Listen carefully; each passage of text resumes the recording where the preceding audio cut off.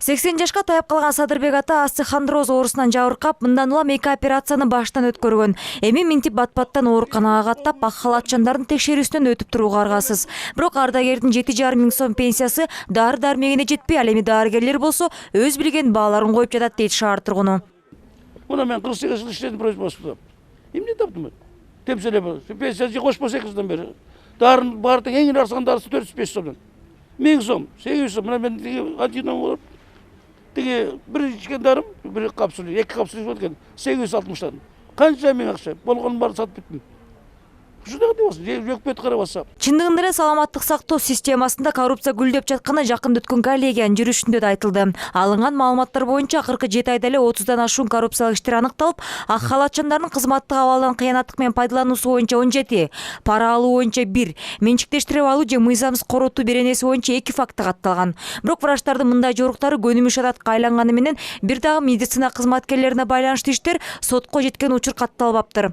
Саламаттык сактоо министри Талантбек Батыралиев мындай фактылар бар экенин жашырбаганы менен коррупция мамлекеттик эмес ооруканаларда күч алганын айтууда.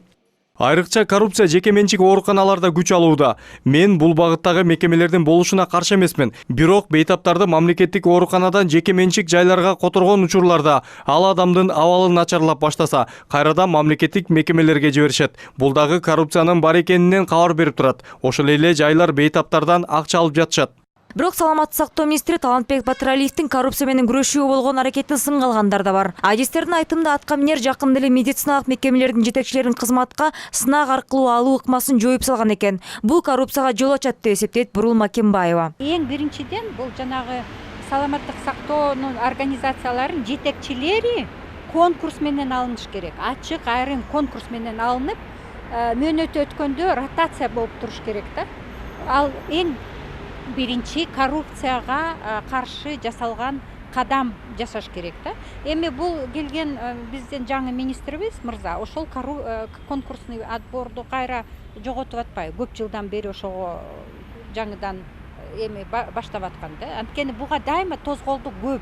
Буга чейин коргоо кеңешинин жумушчу тобу да саламаттык сактоо министри Талантбек Батыралиевди коррупция менен күрөшүү боюнча мамлекеттик стратегияны ишке ашыра албаганды үчүн сындашып, ал тургай жоопкерчилигин кароону да сунушташкан. Бирок буга карабастан аталган мекеме тарабынан андан бери жарытылуу чаралар көрүлүп жаткан деле байкалбайт. Ал ортодо Улуттук статистика комитетинин берген маалыматы боюнча саламаттык сактоо министрлиги коррупция тамырын чайып кеткен мекемелердин арасынан биринчи орунду ээлеп келет. Нурзада Сыдыкбекова, Владимир Кулбалдиев, НТС.